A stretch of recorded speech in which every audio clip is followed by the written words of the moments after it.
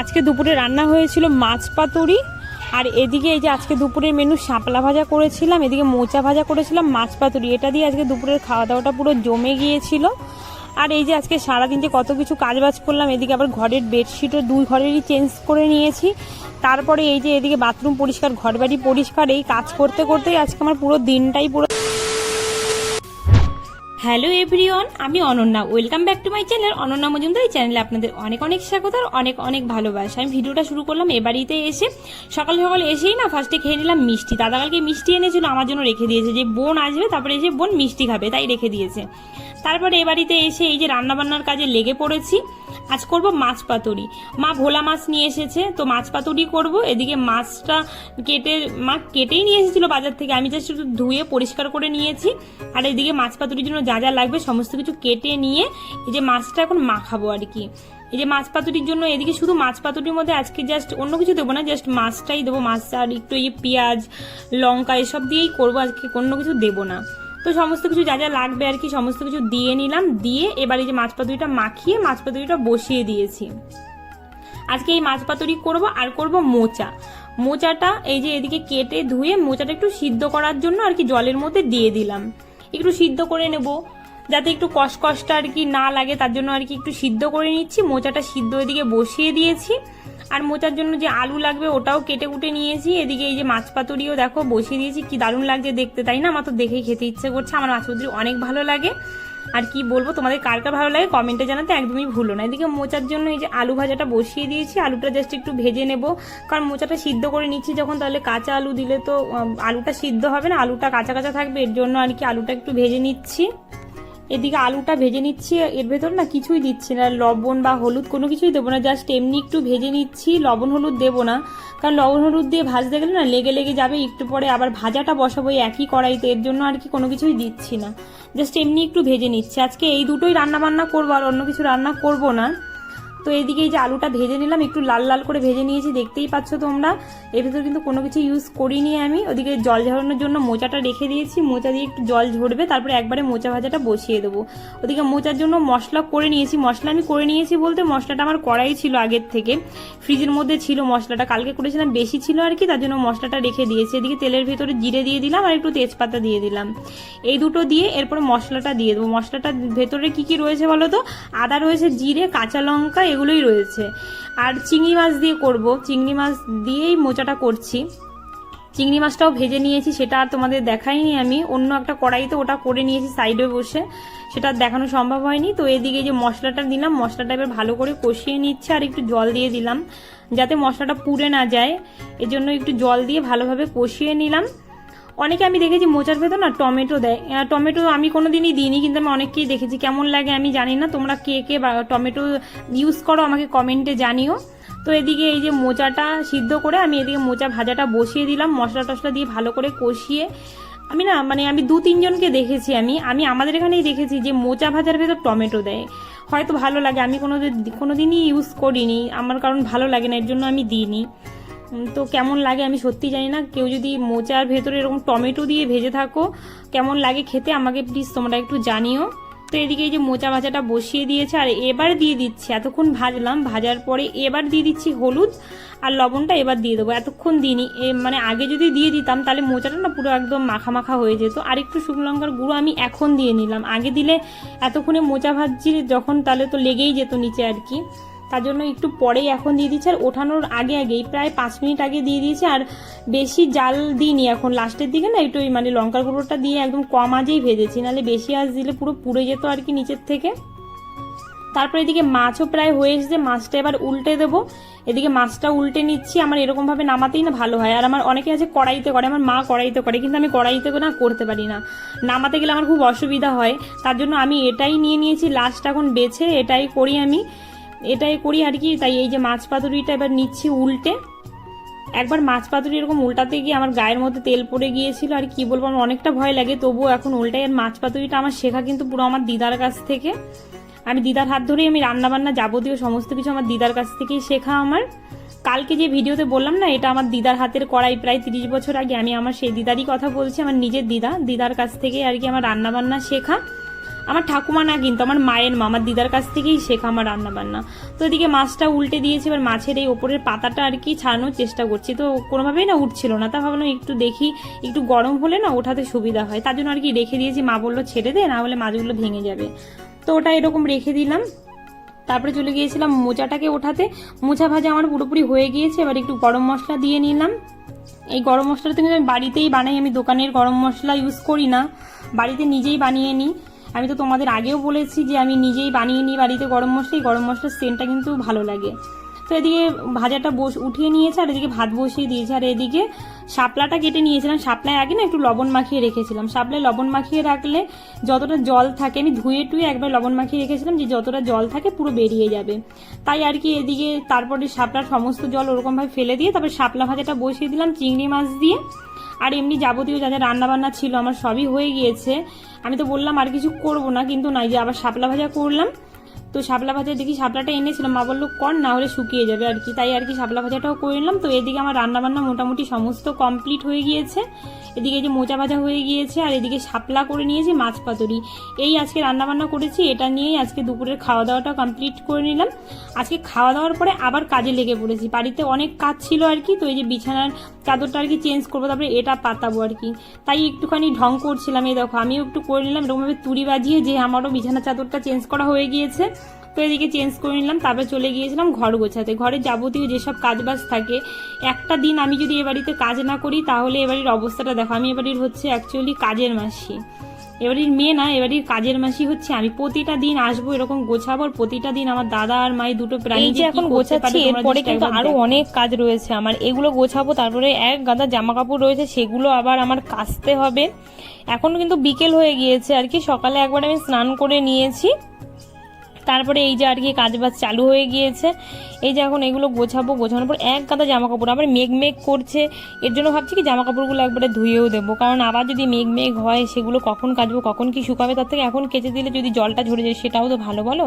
আর এই আয়নাটা না আমার প্রতিদিন মুছতে হবে, এক দুদিন পর পরই, কারণ এই যে রাস্তার পাশেই ঘর আমাদের, এত ধুলো আসে এত ধুলো আসে, এই আয়না টেবিলের উপর এরকমভাবে থাকে মনে হয় কি এই বাড়িতে লোকজনই থাকে না, আর কি বলবো। তো এই যে পরিষ্কার টরিষ্কার করে নিয়ে এবার চলে গিয়েছিলাম মার ঘরে। মার ঘরে গিয়ে মার ঘরেরও বেডশিটটা চেঞ্জ করবো আর কি, সমস্ত কিছু নামিয়ে নিয়েছে। এবার বিছানার চাদরটা পাতাবো, এই যে এই বিছানার চাদরটা পাতাবো।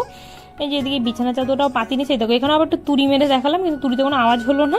এই যে বিছানাপত্রটা গুছিয়ে নিয়েছি, তারপরে চলে এসেছিলাম ঘর দুয়ার ঝাড় দিতে।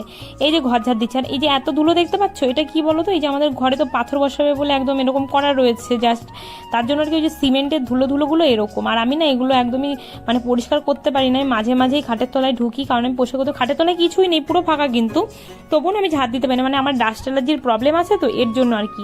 এই যে দেখতে পেলে কতগুলো জামা কাপড় নিয়ে গেলো, ওগুলো আর কি কাচতে হবে সমস্ত কিছু। বিকেল কিন্তু হয়ে গিয়েছিল। আমার ডাস্ট অ্যালার্জির এতটাই প্রবলেম, আমি যদি ওর নিচে ঢুকি আমার পুরো অ্যালার্জি উঠে যাবে।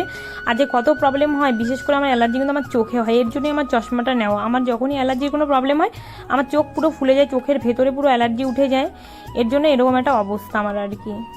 জন্য আমি আর কি খাটের নিচে অত বেশি আর কি ঝাড়টার আমি দিতে যাই না কখনই, কারণ আমার খুব কষ্ট হয় অ্যালার্জি উঠলে, মানে কি বলবো, চোখ খুলতে পারি না, চোখ ফুলে যায়, চোখ দিয়ে জল পড়ে, আর হাত পায়ে তো অ্যালার্জি পুরো ভরে যায়, আমি চুলকাতে আমি পাগল হয়ে যায়, মনে হয় বিচুটি পাতা লেগেছে, এরকম একটা অবস্থা আর কি।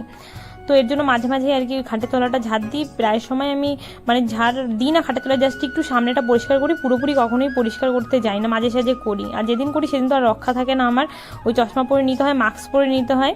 তো এদিকে ঘরটা সমস্ত কিছু পরিষ্কার টরিষ্কার করে নিয়ে এবার চলে এসেছি বাসন মাছ, রান্না বান্নার পরে আর বাসন মাঝে নিচে এক গাদা থালা বাসন দেখতে পাচ্ছ, এই থালা বাসনগুলো সব মাজতে হবে। ওই যে রান্নার পরে যদি থালা বাসন না মাজি এক গাদা রেখে দেবো, আবার এগুলো কখন মাজবো, আবার যেতে হবে রাতে বাড়িতে গিয়ে আবার রান্না বান্না, মানে প্রচুর আমার কাজের চাপ রয়েছে আর কি। তো এদিকে আর কি তার জন্য থালা বাসনগুলো সমস্ত কিছু মেজে নিলাম।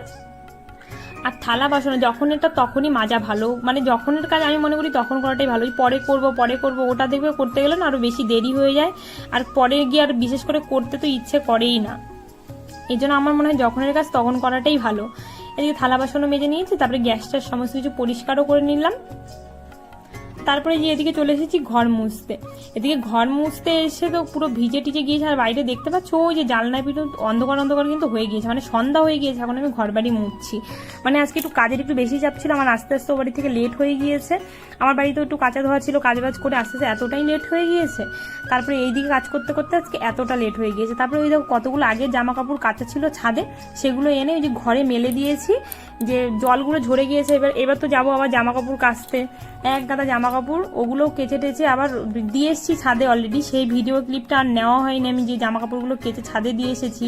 এদিকে কেচে এসে এদিকে আমি এসেছি ঘর মুছতে, আর যেগুলো আর কি জল টল ঝরে গিয়েছিল আগের দুপুরের ছিল সেগুলো এনে আর কি ঘরে আমি মেলে দিয়েছি।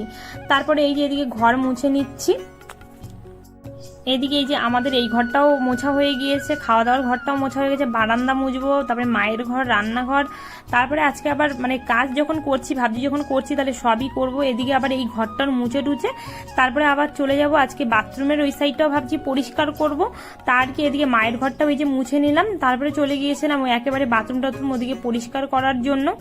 ঘর মুছতে মুছতেই আমার পুরো সন্ধ্যা হয়ে গিয়েছে। সবার বাড়িতে অলরেডি সন্ধ্যা দিচ্ছিল, আমি শুনতে পাচ্ছিলাম যে পুজো দিচ্ছে। আমি বললাম যে ঠাকুর আজকে একটু পরেই খেও, আর মাও বাড়িতে নেই, মা একটুখানি না ডক্টরের কাছে গিয়েছে, মার একটু চোখে কি হয়েছে, মশারি ছাড়া ঘুমাবে, মশারি ছাড়া ঘুমিয়ে ঘুমিয়ে চোখের উপরে কিছু মনে হয় কামড় দিয়েছে না আসলে টাসলে কিছু একটা অবস্থা হয়েছে, চোখের উপরটা না পুরো ফুলে ফুলে গিয়েছে। ডক্টরের কাছে যাবে না, আমি জোর জবরদস্তি ওনাকে পাঠালাম যে তুমি যাও, আমি তো আর যেতে পারছি না, আমার যেতে যেতে অনেকটা লেট হয়ে যাবে, তুমি একটু যাও।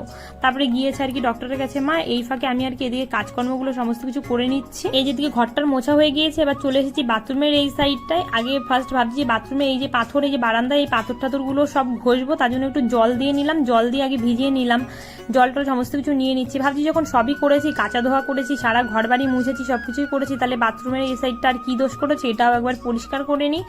তো যেরকম ভাবনা সেরকমই কাজ। এই যে বসে পড়লাম পাথর ঘষার। এই পাথরগুলো না প্রতিদিনই কি বলতো মানে সপ্তাহে মিনিমাম একবার ঘষা দরকার, আর বিশেষ করে সাদা পাথর তো পরিষ্কার না করলে না কিরকম একটা হলুদ হলুদ ভাব হয়ে যায় আর কি। আর আমাদের কিন্তু জলটায় অত আয়রন নেই, তবুও সাদা জিনিস তো এর জন্য এরকম হয়ে যাওয়ার জন্য একটু মাঝে মাঝে ঘষতে হয়, না ঘষলে একদমই। আর দাদা তো বাড়িতে নেই, ও তো কাজে যাচ্ছে। এমনকি দাদা না মাঝে মাঝে কাজ থেকে এসে রাত্রেবেলা মানে 1টা-2টোর সময় ও দাদাও কিন্তু তখন বাথরুম পরিষ্কার করে। আমার দাদাও এসে কিন্তু বাথরুম পরিষ্কার, ও পছন্দ করে না বাথরুমে কখনো নোংরা থাকুক বা কিছু। তো ভাবলাম দাদা যখন বাড়িতে নেই, ও কাজ বাজের একটু চাপ রয়েছে দাদার, তো ভাবলাম আজকে যখন আমি সবই করেছি তাহলে চলো বাথরুমটাও ঘষে নিই। তো যে একবারে তার জন্য এই বারান্দা টারান্দা সমস্ত কিছু ঘষে নিয়ে একবারে তবে চলে গিয়েছিলাম বাথরুমটাও পরিষ্কার করতে। পাথরটা তো সমস্ত ঘষে নিলাম, ঘষে পরিষ্কার করে ধুয়ে। আর এদিক থেকে তো মানে জল, এই জল কতবার যে টেনে টেনে এরকম ভাবে জল নিতে হচ্ছে আমার, মানে একটু যদি জল থাকে আর একটু যদি কোনো জায়গায় যদি একটু যদি গেজা গেজা থাকে এর উপর পাড়া দিলে তো আবার পড়েও যেতে পারে। তো এর জন্য আরো বিশেষ করে ভালো করে বারবার আমি ধুয়ে ধুয়ে বারবার এরকম ভাবে জল টেনে টেনে আমি আর কি নিচ্ছিলাম, যাতে কোনোভাবেই একটু জল না থাকে। কারণ ধরো বাথরুমটা তুমি কেউ আসবে তাড়াতাড়ি হেঁটে আসতে গেলে না, তারপরে এখানে স্লিপ টিলিপ কেটে যদি পড়ে যায়, মানে বিপদের তো শেষ নেই, কোথায় কিভাবে কখন পড়ে যাবো, আবার পায়েটায় ব্যথা পাবো। এমনি তো আমার পায়ে ব্যথার শেষ নেই, মারও শরীরটা ভালো নেই, ধরো মাচার নাক চলে আসলো এরকম যদি জল থাকে পাড়া দিলে তো পড়েও যেতে পারে। এর জন্য আর কি ভালোভাবে আমি যাতে কোনোভাবেই জল না থাকে যতদূর পেরেছি ততটা জল আর কি টেনে টেনে পুরো বাথরুমের মধ্যে নিয়েছি। তারপর ওদিকে চলে গিয়েছে, বারান্দাটা পুরো পরিষ্কার করা হয়ে গিয়েছে। এবার এদিকটায় গিয়েছে, এটাকেও ধুয়ে রেখে দিলাম যে এটার আর কোনো কাজ নেই। এবার বসে পড়েছি বাথরুমটা আর কি ঘষার জন্য। আর এই সাইডে সাইডে একটু হলুদ হলুদ হয়ে গিয়েছে, ঘষছিলাম আমি আর কি কিছুদিন ধরে ঘষা হচ্ছিল না, এর জন্য আর কি একটু দাগ দাগ হয়ে গিয়েছে। দাদা কিন্তু মিডিলে ঘষেছে, ধরো ওই যে 1 সপ্তাহের মতন আর কি বাথরুমটা ঘষা হয়নি ঠিকঠাক ভাবে, তো এর জন্য এই অবস্থা। এই সাদা মানে আমি এখন চিন্তাধারা নিয়েছি যে আমি আমার ও বাড়িতে যখন আমি আর কি এরকম বাথরুমে পাথর টাথর বসাবো, সাদা পাথর আর কি নিচে কখনোই বসাবো না, কারণ সাদা পাথর না মানে ঘষতেই হবে, বারবার ঘষতে হয়। মানে পরিষ্কার করা নিয়ে কোনো ব্যাপার না, কিন্তু 2-3 দিন পর পর যদি পরিষ্কার না করা হয় না কেমন একটা দাগ হয়ে যায়, কেমন একটা লাগে। তো এর জন্য আমি চিন্তাধারা নিয়ে নিয়েছি যে আমি আর সাদা পাথর আমাদের বাড়ির বাথরুমে আমি আর বসাবো না। এ বাড়িতে রয়েছে ঠিক আছে, মানে আমি এখান থেকে বুঝতে পেরে গিয়েছি এটা যে কিরকম পরিষ্কার করতে হয়। আমি তো পরিষ্কার করি সঙ্গে আমার দাদাও পরিষ্কার করে, মানে আমরা 2 ভাই বোন পুরো পরিষ্কার করি, পুরো দেওয়াল টাওয়াল দেখছো এরকম ভাবে ঘষতে হয়। মানে কেমন যে একটা হয়ে যায়, না ঘষলে আর কেমন একটা জানি লাগে, মনে হয় নোংরা নোংরা হয়ে গিয়েছে, আর একদমই ভালো লাগে না। বাথরুম কেউ যদি একটা বাথরুমে আসে এসে যদি দেখে বাথরুমটা এরকম কেমন লাগে বলো। আর আমি খুবই মানে কি বলবো তোমাদের, আমি খুঁতখুঁতে টাইপের লোক আর কি, পরিষ্কার একবার না হলে আমি বারবার পরিষ্কার করি। আমার একদিক থেকে একটা জিনিস ভালো লাগে যে আমার দাদাও এরকম ও পরিষ্কার করা পছন্দ করে, ওরও এরকম ভালো লাগে না। বিশেষ করে আমার বর তো আরও একজন, ও খুবই জিনিসপত্র পরিষ্কার রাখা পছন্দ করে। ও মানে যাবতীয় ওর বিছানার চাদর যদি একটু কুচকে যায় এরকম হয় ওরকম হয়, ওর একদমই পছন্দ হয় না। মানে আমরা টোটালি সবাই কিন্তু যে জিনিসপত্র পরিষ্কার রাখার চেষ্টা করি। তো এদিকে আর কি সমস্ত কিছু যে পরিষ্কার করছিলাম, এর মধ্যে না আমাকে ছোট মামা ডাকছিল। মামা একটু বাজারে যাবে, ঘরের চাবি আমাদের বাড়িতে রেখে যাবে। তা বললাম তুই গেটের ভেতর থেকে রেখে দে মামা, আমি একটু বাথরুমে কাজবাজ করছি। তো এদিকে আর কি বাথরুম টাথরুম সমস্ত কিছু পরিষ্কার করে নিচ্ছিলাম। টোটালি সমস্ত কিছু হয়ে গিয়েছে কাজবাজ করা, কাজবাজ করে টোরে এখন আমি আবার স্নান দান করবো। তো সমস্ত কাজবাজ যে সমস্ত কিছু কমপ্লিট করে একবার স্নান দান করে টোরে এই যে চলে এসেছি। এখন বাজে কটা বলো তো, সেই 7:15 বাজে। এখন আমি স্নান করে এসেছি, এসেই যে মায়ের সাথে দুটো ফুলের কাজ করছি, মায়ের একটু ফুলের কাজ করতে হবে এবার আর কি মায়ের সাথে, তাই আর কি এই কাজে লেগে পড়েছি। আর মাথাটা তো এখন পুরো ধুয়ে নিয়েছি, মানে ঠান্ডা ঠান্ডা লাগছে, ফ্যান চালিয়েছে, ভালোও লাগছে একদিকে, আর এই যে ফ্যান চলছে না পুরো ঘুম পেয়ে গেছে, সারাদিন এত খাটাখাটনি করেছি। আর এই যে মায়ের সাথে এখন কাজবাজ করছি, ঘুম পেলেও বাকি করবো, বাড়িতে যেতে হবে, বাড়িতে গিয়ে আবার রান্না বান্না রয়েছে, শুতে তো আর পারবো না, তাই আর কি তাড়াতাড়ি মায়ের সাথে গল্প করছিলাম বসে বসে, আর এদিকে একটু মায়ের সাথে কাজে হেল্প করে দিচ্ছিলাম। তো এই যে মায়ের সাথে একটু কাজবাজ করে টোরে তারপরে মা বললো একটুখানি বস, এত রাত হয়ে গিয়েছে, তোর এখন বাড়িতে যেতে হবে না, মানে আমার বড় কথা বলছিল ও আসুক, এসে নিয়ে যাবে এখানে একবার। আমি না না আমি চলে যাবো, সাইকেল রয়েছে যখন কোথায় অসুবিধা। তারপরে আর কি এই যে মালা টালা গেঁথে রেখে তারপরে বাড়ির জন্য বেরিয়ে গিয়েছি। এই যে বাড়িতে চলে গিয়েছি, বাড়িতে গিয়ে যে বলছি যে আমি বাড়িতে চলে আসলাম আর কি। বাড়িতে গিয়েই সঙ্গে সঙ্গে একদমই লেট করিনি, ভাত বসিয়ে দিয়েছি। এদিকে ভাত বসিয়েছে আর এদিকে ডাল করছি, এই করছি, আর আলু ভাজা করেছে। আর বাড়ির থেকে দুপুরবেলা তো মাছ পাতুরি করেছিলাম, ওর জন্য পাঠিয়ে দিয়েছে মা। এদিকে আমার জন্য দুধ রয়েছে, মোচা ভাজা রয়েছে, এই দিয়ে আজকে খাওয়া দাওয়া কমপ্লিট করলাম। আজকের ভিডিওটা এখানে শেষ করছি। ভালো লাগলে লাইক কমেন্ট শেয়ার।